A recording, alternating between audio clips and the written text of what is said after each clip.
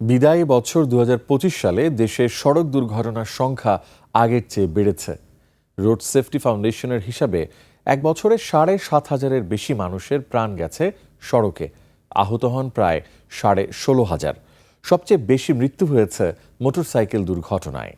মাইনুদ্দিন রিপনকে সঙ্গে নিয়ে আরও জানাচ্ছেন সুবর্ণা মেহজাবিন। সড়ক দুর্ঘটনায় মৃত্যু যেন প্রতিদিনের নৈমিত্তিক ঘটনা।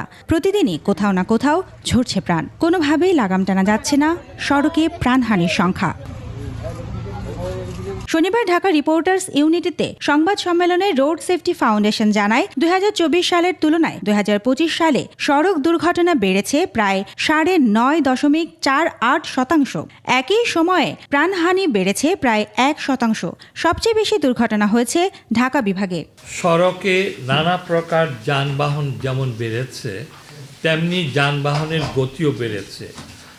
৮৫% দুর্ঘটনার প্রধান কারণ যানবাহনের অতিরিক্ত গতি, কিন্তু গতি নিয়ন্ত্রণে জনবল ও প্রযুক্তিগত সক্ষমতা নেই। সংগঠনটির হিসাবে মোট দুর্ঘটনার মধ্যে সবচেয়ে বেশি ঘটেছে মোটরসাইকেলে। প্রাণ গেছে ২,৬৭১ জনের। হেলমেট ব্যবহার না করা আর অসচেতনতাকেই প্রধান কারণ হিসেবে দেখছেন সংশ্লিষ্টরা। সড়ক নিরাপত্তা নিয়ে রাজনৈতিক সদিচ্ছার ঘাটতিও বড় কারণ বলে মনে করছেন বিশেষজ্ঞরা। তাদের মতে আইন প্রয়োগ আর সচেতনতা দুটোতেই জোর না দিলে পরিস্থিতির উন্নতি করা কঠিন। একটা লোক যদি রোড দুর্ঘটনায় পতিত হয়, তাকে উদ্ধার করে আপনি যদি হাসপাতালে নিয়ে যাবেন, তার আগে আপনি চিন্তা করবেন আমি কি আইনি বিপদে পড়ব কিনা।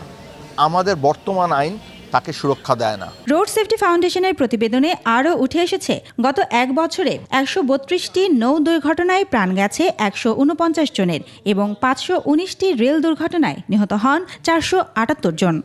তার আর্থিক মূল্য ২৫,৫৫০ কোটি ৮,৫২,০০০ টাকা। সুবর্ণা মেহজাবিন, ২১ টেলিভিশন।